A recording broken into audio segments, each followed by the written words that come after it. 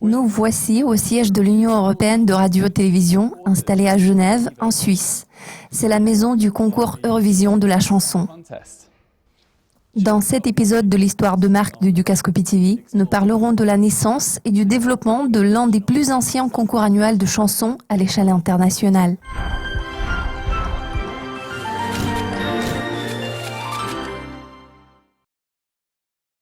Au lendemain de la Seconde Guerre mondiale, l'Europe était ruinée et dévastée.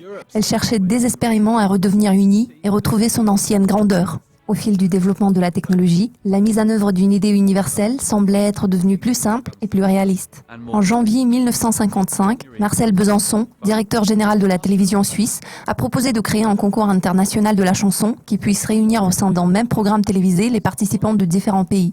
Il voulait que ce spectacle soit diffusé en direct dans tous les pays membres de l'Union européenne de radio-télévision. Le concept s'appuyait sur le festival de San Remo. Techniquement, ce n'était encore qu'une expérience car la télévision par satellite n'existait pas à cette époque et la diffusion du concours se faisait par voie hertzienne. Tout a commencé en 1955 avec une nouvelle technologie qui nous a permis de transmettre le signal de télévision en direct et en simultané dans différents pays. Nous cherchions à comprendre comment nous pouvions appliquer cette technologie. Nous voulions créer quelque chose de différent, qui ne soit pas lié au sport, ni aux actualités, et qui soit accessible à une plus large audience. C'est ainsi qu'est née l'idée d'un concours de chansons.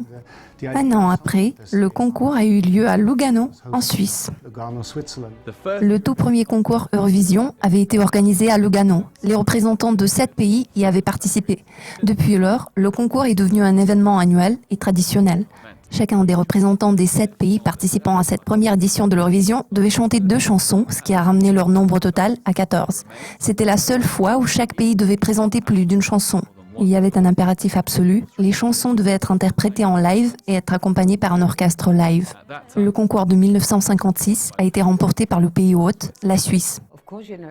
Bien sûr, j'étais très nerveuse. Quand je devais chanter ma chanson à nouveau, j'ai oublié les paroles. J'étais vraiment excitée.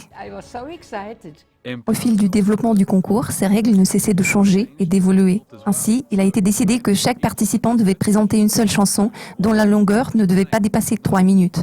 Cette année-là, les membres du jury ont perdu le droit de voter pour un représentant de leur pays. En 1958, l'une des chansons présentées au concours était Nel blu di pinto di blu, interprétée par le représentant de l'Italie, Domenico Modango.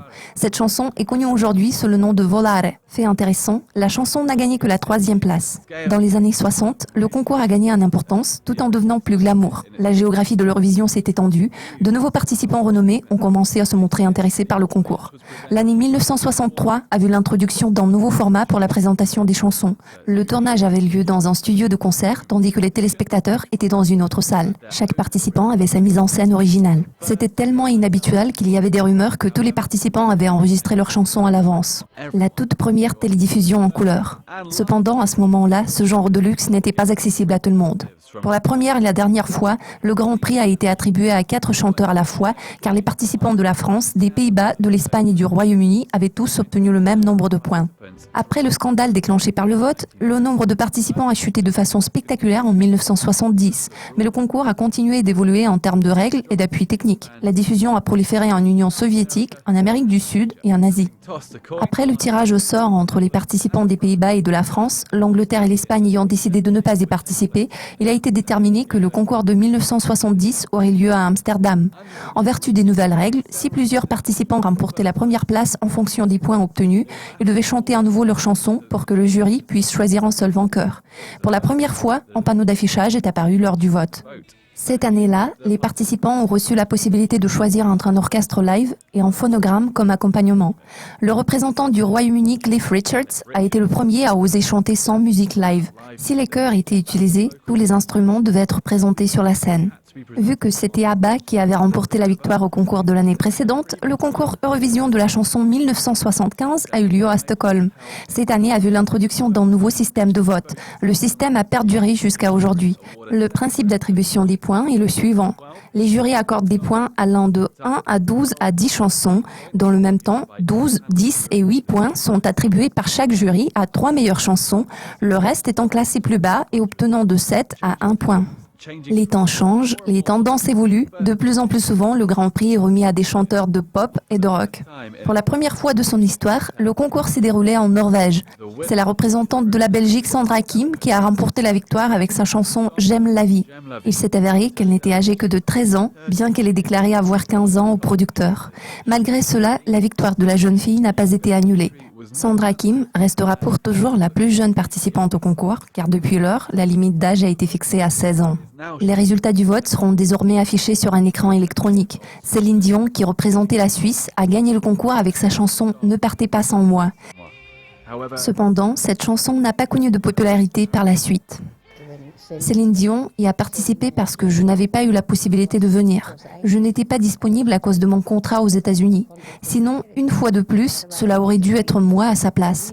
Pourtant, je dois vous avouer qu'elle a été fantastique. Elle a mérité cette victoire. C'est une femme adorable. Cette décennie a vu l'apparition des nouvelles normes qui ont perduré jusqu'à nos jours, le principal accent étant mis sur les technologies modernes. À titre expérimental, pour la première fois, les téléspectateurs ont participé au vote en utilisant leur téléphone. Le processus de vote a eu lieu au Royaume-Uni, en Suède, en Autriche, en Suisse et en Allemagne. Un an plus tard, ce principe est devenu un standard dans presque tous les pays membres. Jusqu'à ce moment-là, tous les participants avaient été obligés d'interpréter des chansons dans la langue du pays qu'ils représentaient. Depuis 1999, cette règle rigide a été abolie. Cette édition du concours a vu l'apparition des participants permanents. Les représentants de la France, de l'Allemagne, de l'Espagne et du Royaume-Uni seront dorénavant toujours présents à l'Eurovision, et ce, grâce au fait que ces pays sont les plus importants contributeurs financiers au projet. Pour la première fois de l'histoire du concours, toutes les chansons étaient présentées sans un orchestre live. Un phonogramme a été utilisé à sa place. La disparition de l'orchestre a contribué au développement du concours en le rendant plus contemporain en termes de style et d'expression. Cette période a été marquée par une expansion active de l'Union européenne, ce qui est devenu évident pour tout le monde car de nouveaux participants se sont présentés au concours Eurovision de la chanson. Lors de l'édition 2002 de l'Eurovision en Estonie, un thème commun intitulé « Les contes de fées modernes » a été proposé à tous les participants. Ce qui est vraiment bien dans ce concours, c'est qu'il voyage. L'Eurovision se déplace d'un pays à l'autre en visitant chaque coin de l'Europe. Chaque année apporte une nouvelle saveur au concours, celle de la région haute. De nouveaux changements ont été apportés aux règles. Avant la finale, tous les participants devraient désormais passer par 2 autres demi-finales. Fait intéressant, depuis 2004, seulement une demi-finale figure dans les règles du concours. En 2009, la Russie a organisé le concours Eurovision de la chanson le plus important en termes de technologie de toute son histoire. C'est le représentant de la Norvège, Alexandre Rybak, qui s'est vu attribuer le premier prix pour sa chanson Fairy Tale. J'étais à Moscou, derrière la scène, quand il a remporté la victoire. Vous savez, j'étais probablement la dernière personne à me rendre compte qu'il allait gagner. Une période de spectacle éclatant, flamboyant et d'envergure. Les réseaux sociaux ont joué un rôle particulier dans le développement du projet. Après 13 ans d'absence, l'Italie décide de renouer avec le concours. La chanteuse suédoise Loreen a remporté cette édition de l'Eurovision avec son single Euphoria ayant décroché la note de 12 points dans 17 pays. Cette chanson a connu un grand succès dans de nombreux pays européens, ce qui a été confirmé par les ventes de 2,2 millions d'albums. Une autre performance remarquable qui a captivé les cœurs des millions de personnes était celle de la troupe Buranovskie Babushki représentant la Russie.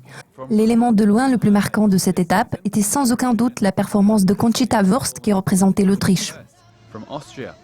Je pense que c'est une bonne chanson. Sa présentation a également été très bonne. Conchita est tout simplement magnifique. Je la trouve incroyable, fantastique.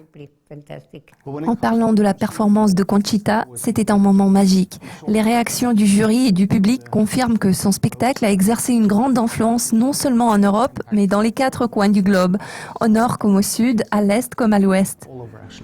Le concours de cette année s'est déroulé à Stockholm pour la 3e fois de son histoire. L'esprit de cet événement est très positif. Il constitue une excellente occasion pour différents pays et différentes personnes de se réunir et de partager le plaisir de la création de la musique. Je viens de rentrer de ma tournée à Tel Aviv en Israël. Je peux vous dire en toute confiance qu'ils aiment tout cela. Je l'ai ressenti, je l'ai vraiment ressenti. Je crois que cette année, l'esprit particulier de ce concours Eurovision de la chanson est celui de l'unité. Cet esprit est devenu plus tangible depuis l'édition 2002 à laquelle j'avais participé. L'ambiance correspond tout à fait au slogan du concours Come Together, réunissez-vous. Depuis 1975, le système de vote a été amélioré. Le tableau d'affichage montrera désormais 2 ensembles de points au lieu d'un seul, en face du nom de chaque participant.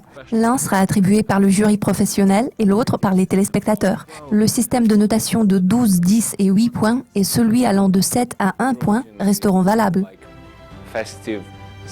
L'Eurovision est plutôt une célébration festive qui réunit chaque année des gens extraordinaires et heureux qui veulent écouter de la bonne musique. Le thème de cette année est Come Together.